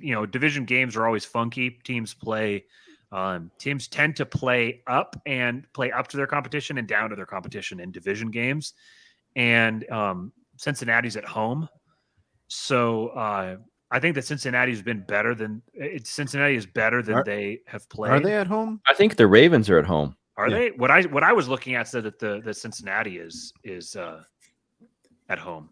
Well, that might I'm change. on ESPN's dumb app, and it It's the looks worst like app it's ever. Bengals at Ravens. Oh, Bengals at Ravens. Okay, yeah, that changes what I was going to say then. So what was the spread again? It was 3 flat for Baltimore. Okay, yeah, I'll take Baltimore covering the spread. I think that if it was going to be at home, then I was gonna take Bengals covering the spread in a shootout. But if it's at Baltimore, then assuming it's not a weather game, because weather games just really level the playing field. But assuming it's not a weather game, prime time, I don't think it's going to be a blowout, but I'll take Baltimore. Yeah, I'll take Baltimore because they are home, and if they're favored by a field goal and they got Justin Tucker, sure, why not? But I will say this: the Ravens do have currently. I don't know the injury report for Rashad Bateman, but I do know that he is showing up on it, and he's potentially going to miss this game. If that happens, Devin Duvernay is going to be wide receiver 1, and that could be exciting as shit. I mentioned it last week, and I'm going to stay on this train. He's the least talked about playmaker in the NFL that up until last week had 4 touchdowns in 3 games. There's something there that could be fun, but if Bateman's out and he's getting all the attention, the Ravens could get totally stomped out. This one, I totally agree with you, Matt. This could be the most fun game of the weekend, but I got to go with the home team with a better kicker favored by a field goal. I agree that the Bengals are better than what they've shown, and I'm going with the Bengals. I think Burrow is about to go on a streak. I think the Bengals 0-2 record is about to turn to like 6-2. The whole team's going to go on a streak. So I'm going with Bengals. And I've been disrespecting the Ravens all year long. Me too. That would be fun as hell. A Bengals upset here would be a fun as hell game to watch. Yeah. I feel like if it's a Bengals upset, it's going to be like a 75-point total. Like it's going to be a shootout, which would be fun. Which we all want. Right. Because in the end, no one really cares who wins. I would love for this to be the Seattle-Detroit of this week. Yeah, totally. Do we want to call the Chiefs and Raiders? Well, I got the Bengals real quick. Just sorry, my it's bad. a fun little stat. And I'm not a Ravens follower by any means, but I think they've lost 6 in a row at home. The Ravens. I think you're right. Interesting. I think you're right, which is bizarre. Yeah. Weird streak. So they haven't lost a preseason game in like 4 years, and now they have. I think the Bengals are not as bad as they have appeared to be on paper, record-wise. Bengals got this over the Ravens, and I think the Ravens aren't as good as they appear to be on paper. And they lose yet another one at home. Sorry, Justin. I'm with Justin. I'm almost certain, and I'm going to say it now, out of the picks that I'm going to make this week, this is the one pick that I'm the most not confident in. Yeah. Meaning I totally should take the Bengals, but fuck them. That's why. I think the one other game that I'm questionable on is the Jets and Dolphins because I can really see that game going either way. There's just so much unknowns there. You know, you saw Joe Flacco manning the helm of the Jets, and you saw who he liked to throw it to: Corey Davis, Garrett Wilson. He loved his tight end. I was thinking about picking him up in fantasy, and then all of a sudden Zach Wilson comes in, and he's like, "Yeah, fuck that guy." I'm here to fuck old ladies and throw it to my wide receivers. Sorry, Conklin, you got a block. Excuse me. That's Gronklin to you. Oh, sorry. Lo siento, por favor. Yeah, hopefully a week with Teddy Goodbrain out there, connecting with his receivers. It is in New Jersey, aka New York. Are you calling him Teddy Goodbrain because it's Tua Bad Brain? Correct. It's only based on what you can like compare it to on all on the relative. roster. Yeah. Well, I just think that Teddy anything is just funny. Like Teddy Two Gloves, Teddy Good Hand, Teddy Good Brain, whatever the fuck. I'm just making this shit up on the fly. I'm gonna pull the Jets over the Dolphins. Because I Wow. don't think the Dolphins are that good without Tua. I think Tua is the glue that held the offense together, even though he was catching so much shit the entire time he was in the NFL. That they're gonna learn. You're gonna learn today that you much rather have Tua in there than Teddy. I was going to pick the Jets as well. I think that I don't think it's going to be. I think it's going to be a close game. I think Teddy's going to play fine. He's got Waddle and Tyreek Hill to elevate him. But and I was a huge Teddy truther when he first came into the league. I was captain of the Teddy Bridgewater bandwagon. But yeah, I think the Jets are Joke in there somewhere. I just can't find it. Oh, the Dolphins are falling at free fall speed. There's got to be a reason behind it that we're not talking about. Just like WTC 7. There.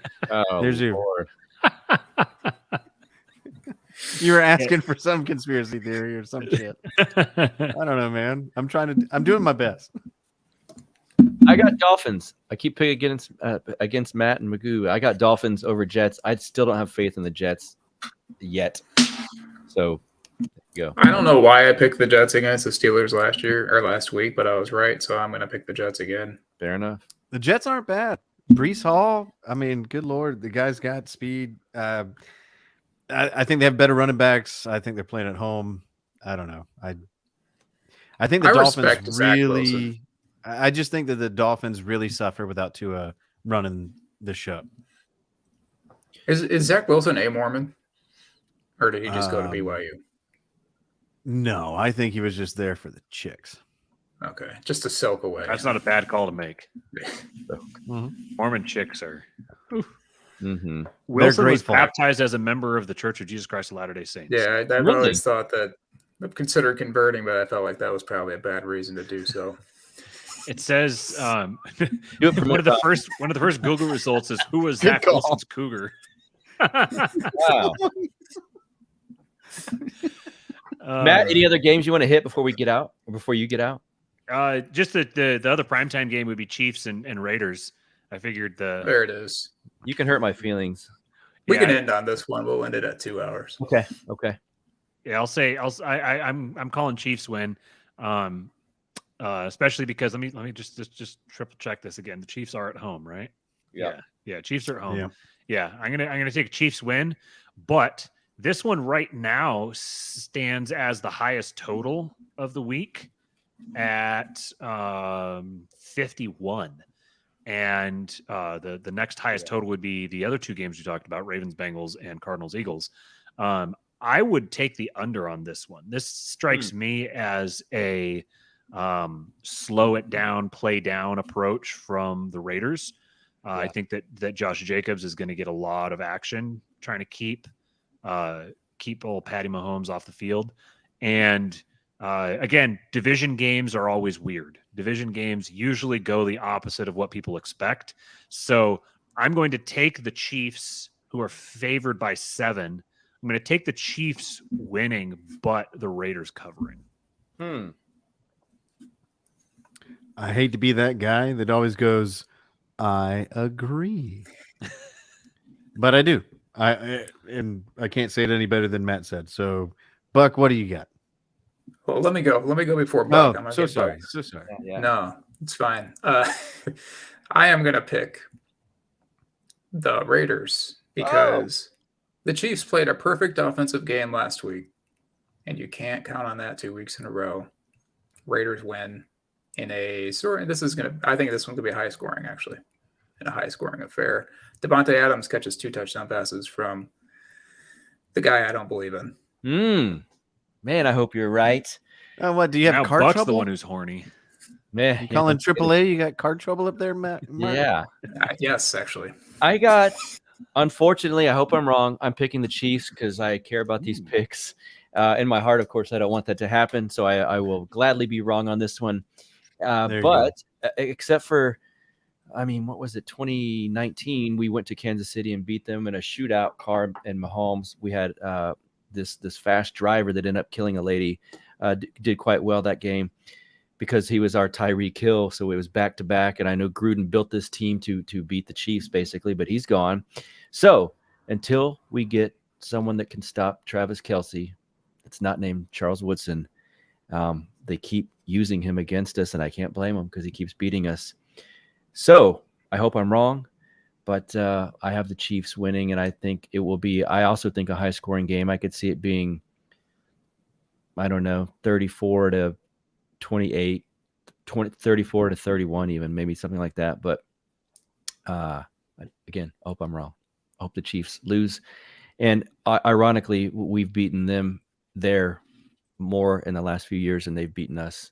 Than we've beaten them at home. So if we win, it's probably going to be there, and then they'll beat us in Vegas. But we shall see. I hope I'm wrong. But it's hard to bet against Patrick Mahomes, Travis Kelce, and Andy Reid. I know so we were in on this one, but Bucks over Falcons. I had to include Magoo's team. Yep. Oh yeah, no. Oh, yeah. Fuck the Falcons. By the way, the fact that there's more 2-2 teams, they make up the vast majority of the NFL right now. I need drastic, wild shit to happen so that we can differentiate the good teams versus the bad teams, the good schemes versus the bad schemes, and the good neuro-analogist. That's not even a word, against the bad ones. I'm ready for some like actual shucking off the winners versus the losers, because right now there's far too many 2-2s, and that has got to start to correct itself. The entire NFC West is 2-2 right now. Yeah, that is blasphemy as far as I'm concerned in competitive sport. And I expect a great correction this weekend. And anything other than that, regardless of my picks, I will show up next week very unhappy. Here's one I'll give you guys. I'm scheduled to work next Wednesday. If the Raiders beat the Chiefs, I'll take off and do this show. Wow. Fuck yeah. All right. Let's do it. Yeah. And I'll show you my hand size. I think that's a mic I'll drop. bring the ruler. Hand size. Yeah. Mo Alley Cox catches 3 touchdowns.